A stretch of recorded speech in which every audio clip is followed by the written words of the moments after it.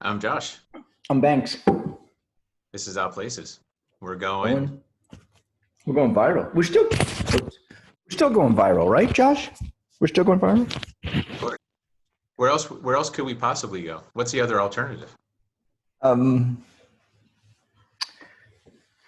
we could go non-viral, I guess.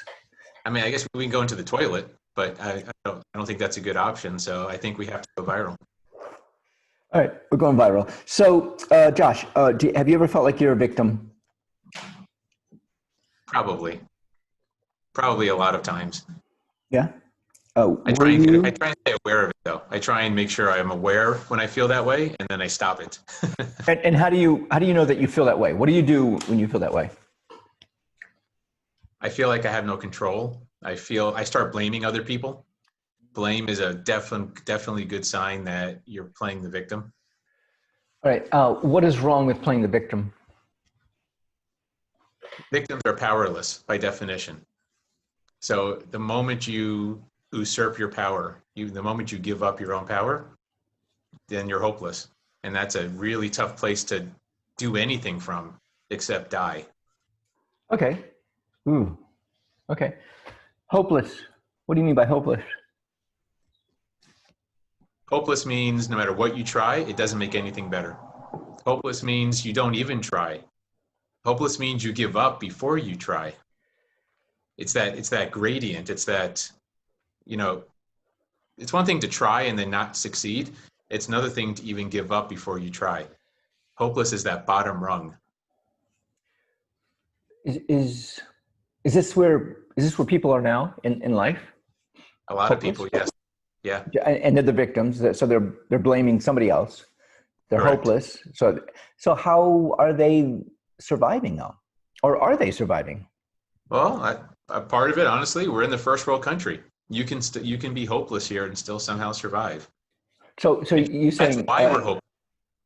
okay? So a third world country, Guatemala, let's say, is that a third world, second world, maybe? I think that's still probably third world. Okay, in a country like that, if you are hopeless, you won't survive. I mean, Probably not. I I see. don't. So you go ahead. Yeah, I would say I've never lived in a third world country, like lived for a long period of time. I've visited Uh-huh. for weeks and months, but I've never lived there, so I can't say for sure. But you definitely have advantages in a first world country. You can be hopeless and can just kind of make it through and muddle through life and survive. Okay. And I'm looking at like food and water and shelter, these kind of things.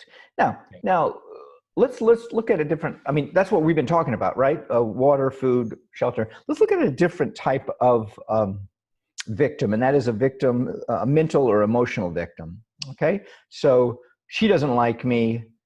I she doesn't like me. Oh, it's not because of me. It's because of her. Because she doesn't know what she's missing. She doesn't know what she can see in me. Um, so those types of um, deficiencies, I guess, those types of moments where we're victims in an emotional way. How do you get out of that? How do you kick yourself out of it? Or Well, let's walk the line carefully here, because one of the things you said is like, well, she doesn't know what she's missing. I don't know if that's a victim attitude so much. I had that attitude, like, shoot, you don't want me? You're lost, buddy, right? I'm just, and maybe that's a little too cocky, but I know my value. And if you don't want to hire me as a consultant, or if you don't want to date me, if you don't, hey, that is your loss. Sorry, it really is. But here's where it gets to victimhood. When you say, I feel bad, I feel like crap, and it's her fault.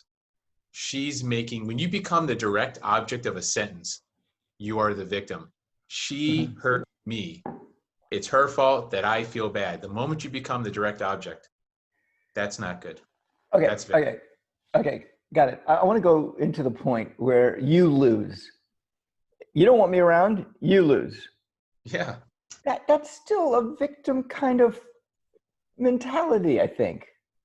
Really? You Well, don't find that powerful? You don't find that a little bit of like confident? Don't you find that confident when someone says, you know what, if you don't want me around, I'm okay with that. Your loss. See you no, no, later. no, no, no, no. Well, okay. To me, that sounds so egotistical. It sounds so much like, you know what? I'm Yeah. the bee's knees, and you don't want this. Forget it. You're never gonna, it's your loss. It's not mine. Which What if you are the bee's knees? What if that's true? it doesn't matter. Even if I am the bee's knees, even if you are the bee's knees, the idea that you are empowering yourself to put someone down because they don't want to be around me. I'm so magnanimous that. Yeah, okay. It could go too far. Wait, I have a quick question for you. I really have to know this. Okay. Do bees have knees? You probably know this more than I do. I don't think they do. I don't think they do. I had to clear that out because I just had to know. Inquiring minds need to know. I have no idea if bees have knees. I don't know where that came from, like 1950s somewhere. Anyway, so when you do that, I think you become the victim. You know what? I'm going to go this far. Might be a little far. That your ego is very closely related to you being a victim. Okay? You know, she doesn't like me. He doesn't like me because he doesn't know me, or you're still being the victim and putting the blame on them. There you go. Okay, so you could be a victim of your ego, is what you're saying. Okay, yeah. Yeah, it could go too far, of course. But when you have the attitude of, and I'm not saying you need to like slam the other person. You don't have to verbally abuse the other person with it. You just say, you can say it to yourself. Just say, you know what? She doesn't like me. That's her loss. You don't have to tell her anything. If she breaks up with you and you feel hurt, hey, that's her loss. I'm good. I'm moving on. I'm not saying like go after her and like, you don't know what you're missing, lady. You know. I'm not saying don't be an asshole about it. That's all. Right. Yeah.